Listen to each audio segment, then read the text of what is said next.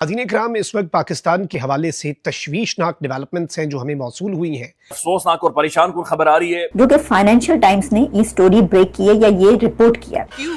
क्या हुई? Financial times ये कह रहा है कि जो अमेरिका और ईरान के बीच डील है वो कतर ने करवाई है, पाकिस्तान ने नहीं करवाई। ये खबर ऐसी है कि दिल पर अजीब बिजली सी गिरी है ये खबर सुन के। सवाल ये है कि क्या पाकिस्तान ने एक हिट विकेट कर लिया, क्या अपनी ही डंडी उसने उखाड़ ली? अच्छा, अब डोनाल्ड ट्रंप हर जगह पे यही कह रहा है कि हम तो एक ढेला नहीं दे रहे। तो उसका भी एक इंटरव्यू है जिसमें वो कह रहा है कि पाकिस्तानियों ने अपनी क्रेडिबिलिटी लूज कर दी ईरान के साथ। लिटरली वो कह रहा है कि मैं उसकी सुनाऊंगा आपको वीडियो। वो कह रहा है कि पाकिस्तानियों ने झूठ बोला ईरान से। अस्तगफुरुल्लाह अज़ीम, ये उम्मत का क्या हाल हो गया है। यही नहीं, अभी और सुनिए जरा ये सुने, आपको पता चले कि सफारतकारी और उसमें कामयाबी और नाकामी के झंडे गाड़ने वालों के साथ हुआ क्या है। But if they were attacked, we would be there to help them. If they're attacked and he's the leader, we're going to be there to help. India पे हमला हुआ, अगर इंडिया पे हमला हुआ तो हम इंडिया के साथ खड़े होंगे। ये है जी पाकिस्तान की टॉप नॉच सफारतकारी का हतमी और सरकारी नतीजा। तोबा तोबा तोबा तोबा। तो भाई फिर आपकी सारी मदद इधर पाकिस्तान कर रहा है, हर तरह से आपको मुश्किल से पाकिस्तान ने निकाला है, तो उधर आप फिर जाके अपना एक नया तिजारती मुआहदा भी इंडिया के साथ बनाने जा रहे हैं। हाय, आप दोस्तियां इंडिया के साथ करने जा रहे हैं। फिर से आपको मोदी की याद सताने लगी है, अपना मतलब निकल गया है तो अब आपको मोदी याद आने लग गया है कि जो उसके साथ बड़ी अच्छी फ्रेंडशिप है। तो ये बड़ा अजीबोगरीब बिहेवियर है डोनाल्ड ट्रंप का कि नरेंद्र मोदी जब तक वजीर आजम है, अमेरिका विल डिफेंड इंडिया। उन्होंने कैटेगोरिकली कहा, बिल्कुल क्लियर अल्फाज के अंदर, कि कोई भी एनीवन अगर इंडिया पर हमला करेगा तो हम इंडिया के साथ खड़े होंगे, इंडिया का दिफा करेंगे। मेरे पाकिस्तानियों, इतनी बढ़ के मारने के बाद जो नतीजा निकला है वो कुछ और है। यकीन जानिए मेरा दिल दुख रहा है बतौर पाकिस्तानी। तो अभी मुआहदे की स्याही खुश्क नहीं हुई तो फेवरेट फील्ड मार्शल से फेवरेट मोदी तक का सफर हो गया। Hi, one must not underestimate this entire सोच एंड दिस एंटायर माइंडसेट को अंडर एस्टिमेट मत करें। आज उन्होंने कहा ये मेरे भाइयों जैसा दोस्त है, इससे करीब दोस्ती और किसी की हो ही नहीं सकती। जितने हम करीब हैं इससे ज्यादा कुर्बत हो ही नहीं सकती किसी। लेकिन नरेंद्र मोदी के बारे में ये बातें करना, that gives a lot of sense। हाय, कि पिछले 48 घंटे में डोनाल्ड ट्रंप ने पाकिस्तान की कोई तारीफ नहीं की, शहबाज शरीफ की या आसिम मुनीर की, which is quite surprising. Hello friend, जय हिंद। हिंदुस्तान स्पेशल न्यूज में आपका स्वागत है। जैसा कि दोस्तों आपने क्लिप में देखा, अमेरिकी राष्ट्रपति डोनाल्ड ट्रंप ने कहा है कि अगर भारत पर हमला होता है तो अमेरिका खुलकर भारत की मदद करने आएगा। उनका यह बयान G7 शिखर सम्मेलन के दौरान प्राइम मिनिस्टर नरेंद्र मोदी के साथ द्विपक्षीय बैठक के दौरान दिया गया। ट्रंप ने भारत के साथ संबंधों की जमकर तारीफ की और खुद को नई दिल्ली का दोस्त बताया।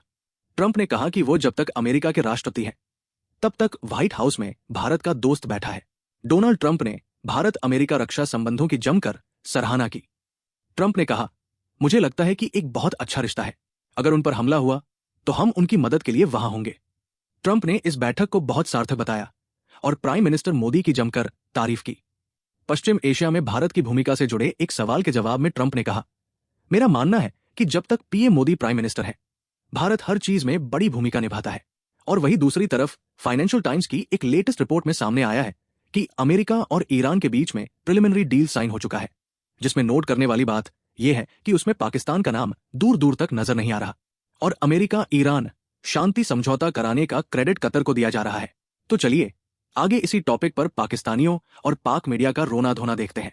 अगर चैनल पर नए हैं तो चैनल को सब्सक्राइब कर लें और वीडियो को लाइक करके कमेंट बॉक्स में अपनी राय जरूर लिखें। हम सफारतकारी में बड़े झंडे गाड़ रहे हैं, हमारा कोई मुकाबला ही नहीं, हमने तो इंडिया को पीछे छोड़ दिया है। अब अमेरिका हमें फेवरेट फील्ड मार्शल करार देता है और हमारी हर बात मानी जाती है। हम डील करवा रहे हैं। मेरे पाकिस्तानियों, इतनी बढ़ के मारने के बाद जो नतीजा निकला है वो कुछ और है। अगर फील्ड मार्शल फेवरेट है तो मोदी फरिश्ता है। जरा ये सुने, आपको पता चले कि सफारतकारी और उसमें कामयाबी और नाकामी के झंडे गाड़ने वालों के साथ हुआ क्या है। speak to the defense relationship between India and the United States? I think it's a great relationship. I can tell you this, without having a contract, we don't have a contract, you have to write contract. But if they were attacked, we would be there to help them. हाँ जी, हमारा कोई contract तो नहीं है India के साथ, पर India पे हमला हुआ, अगर इंडिया पे हमला हुआ तो हम इंडिया के साथ खड़े होंगे। ये है जी पाकिस्तान की टॉप नॉच सफारतकारी का हतमी और सरकारी नतीजा। अब आपसे मेरा सवाल है कि बताएं कि जब इमरान खान कहते हैं कि भीख मांगने वालों की इज्जत नहीं होती, इज्जत उनकी होती है जो खड़े होते हैं अपने मुल्क के लिए, आपसे काम जरूर निकलवा लिया जाता है, आपको अर्दली जरूर बना लिया जाता है, इज्जत नहीं की जाती, तो समझ आया आपको? ये फरिश्ते की तरह दिखता है। आगे उसने जरूर बात की अपनी निगोशिएशंस के हवाले से कि टफ निगोशिएटर है, अपने मुल्क के लिए बड़ी फिक्र करता है, मुल्क का ख्याल रखता है। तो एक तरफ फेवरेट फील्ड मार्शल है और एक तरफ दुनिया का सबसे खूबसूरत आदमी करार दे दिया है मोदी को। मोदी के साथ जब वो बैठे थे तो उन्होंने वहां पर बैठ के ये ऐलान किया कि अगर इंडिया पर कोई हमला करेगा तो हम उसका दिफा करेंगे। उन्होंने कैटेगोरिकली कहा, बिल्कुल क्लियर अल्फाज के अंदर, कि कोई भी एनीवन अगर इंडिया पर हमला करेगा तो हम इंडिया के साथ खड़े होंगे, इंडिया का दिफा करेंगे जब तक मोदी, उन्होंने फिर मोदी को थोड़ा चार्म भी किया कि जब तक मोदी प्राइम मिनिस्टर हैं तब तक तो मैं ये करूंगा, कोई और आ जाता है मोदी की जगह पे प्राइम मिनिस्टर फिर मैं देखूंगा, क्योंकि मोदी से मेरी बड़ी दोस्ती है। जब तक मोदी इंडिया में बैठा है, अगर इंडिया के ऊपर कोई भी हमला करेगा तो अमेरिका उसके साथ मिलकर इंडिया का दिफा करेगा। अब जाहिर है इंडिया की डायरेक्टली जो एनिमोसिटी है वो तो जंग वंग पाकिस्तान के साथ ही है और तो चाइना के साथ है, लेकिन वो तो बड़ी देर से सरदमरी है, कोई ऐसी चीज़ नहीं, हमारे साथ ही हो रहा है। तो अभी मौहदे की स्याही खुश्क नहीं हुई तो फेवरेट फील्ड मार्शल से फेवरेट मोदी तक का सफ़र हो गया। तो पहले फील्ड मार्शल फेवरेट थे, आज उन्होंने कहा ये मेरे भाइयों जैसा दोस्त है, इससे करीब दोस्ती और किसी की हो ही नहीं सकती, जितने हम करीब हैं इससे ज़्यादा कुर्बत हो ही नहीं सकती किसी की जितनी हमारी है, और I am in love with India Modi के साथ, और हम बहुत ज़बरदस्त मौदा भी करने जा रहे हैं। आज इंडिया को उन्होंने सर पे उठा लिया।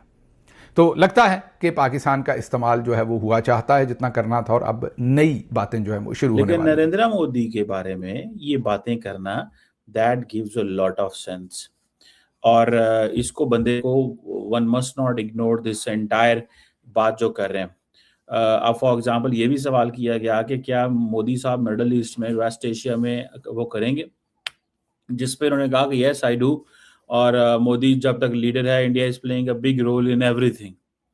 तो ये बेसिकली मोदी साहब की जो तारीफें हो रही हैं, they are very much important. और दूसरी बात यह है कि किसी जर्नलिस्ट ने वहाँ पे ये भी सवाल किया कि आपके जो डिसीजंस हैं वो बहुत ज़्यादा हमारे लिए मसले मसाइल हैं। उसने कहा मुझे तो नहीं पता मैंने कहाँ आपको ट्रबल दी है, और so this is a message. और पहले तो ये समझा जा रहा था कि नरेंद्र मोदी की और इसकी G20 वो मीटिंग नहीं होगी, फिर वो भी हो गई। सुनिएगा ये क्या। Close are you to a U.S.-India trade deal? Very close. We've been there for a little while, and he's a very tough negotiator. He's one of the toughest, actually. So you look at this man. I'll give you a lesson. He's the most beautiful-looking man. He looks so nice. He's like an angel. जिसे वो कहते हैं ना, और ये आपको surprise देता है। क्या देता है? सरप्राइज देता है ये आपको। तो ये एक this is a kind of narrative which is in front of us. मुझे लगता ये है कि कहीं ना कहीं पे this is one of the challenge in my sense के अंदर। तो ये बड़ी डेवलपमेंट है। मैं समझता हूँ कि ये जो अमेरिकन स्टाइल है, this is what it seems. ठीक है जी। मुझे ज़ाती तौर पे ये लगता है कि अमेरिकन एडमिनिस्ट्रेशन समझती है कि हमें इंडिया के साथ ताल्लुकात रखने हैं एज एन इकोनॉमिक पार्टनर, ये इतना इम्पोर्टेंट इकोनॉमिक पार्टनर है, you can not ignore it. सवाल ये है कि क्या पाकिस्तान ने जो कई हफ्तों से was the leading media mediator America और ईरान के बीच में, क्या उसने ऐसे गलतियां की है जिसके वजह से वो साइडलाइन हो गया है और उसके जगह Qatar has started playing a big role? कि क्या पाकिस्तान ने एक हिट विकेट कर लिया, क्या अपनी ही डंडी उसने उखाड़ ली थ्रू इट्स ईगरनेस टू, या तो ट्रंप को खुश करने की जल्दी में या कोशिश में, या डील हासिल करके इस्लामाबाद एकॉर्ड्स की दस्तखत जो वो चाह रहे थे कि इस्लामाबाद में हो, क्या उसकी तलाश में इन्होंने अपने आप को नुकसान कर लिया? ये सवाल है आपके सामने।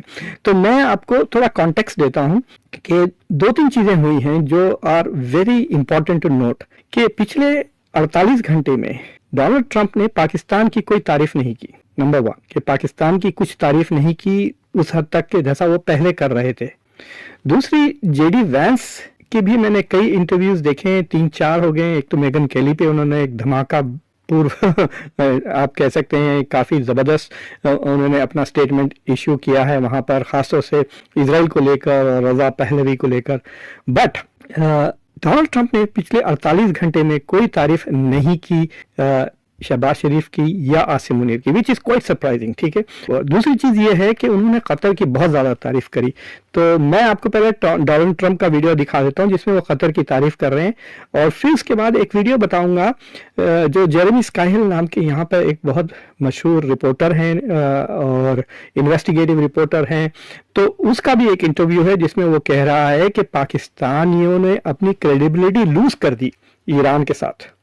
उनके नेगोशिएशंस में उन्होंने लिटरली, वो कह रहा है कि मैं उसकी सुनाऊंगा आपको वीडियो, वो कह रहा है कि पाकिस्तानियों ने झूठ बोला ईरान से, एक नहीं कई बार, जिसके वजह से Pakistani loss their credibility with Iran. और फिर ईरान खतर के लिए, तो अब ये तो ही से शी से चल रहा है ना, लेकिन ये बात तो तय है कि लास्ट 24 घंटों में कतर वॉज इन ईरान, और जब ईरान पीछे हट रहा था क्योंकि इजराइल सबटाज कर रहा था लेबनान पे और साउथ बेरूत पे बमबारी कर रहा था, जिसके वजह से Iran was saying memorandum of understanding को छोड़ दो, अब हम फायरिंग करने वाले हैं, और वो मिसाइल्स वगैरह तैयार कर रहे थे ईरान इजराइल पे हमला करने के लिए। और फिर उसके बाद खतर के जो इंटरवेंशंस थे, एंड आई थिंक जो पैसे का मामला है, जो अब $24 बिलियन जो ईरान को ट्रांसफर होंगे, that is going to happen through Qatar. तो एनीवे, तो ट्रंप ने जो तारीफें की है खतर की, जो ये प्लेन पे जाते वक्त, सुनिए आप।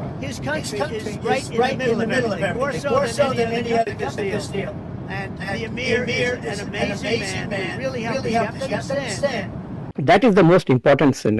Qatar was amazing the way they helped us. तो ये बहुत इंपॉर्टेंट, वो कह रहे हैं कि खतर के जो अमीर थे वो बहुत बहादुर थे, and it is something that they should start getting credit. ये तो मुझे लगता है कि इस्लामाबाद में तो अब तो स्पेशल कॉन्फ्रेंस हो रही होगी परेशानी से कि डोनाल्ड ट्रंप ये क्या कह रहे हैं कि अब खतर को रिकग्नाइज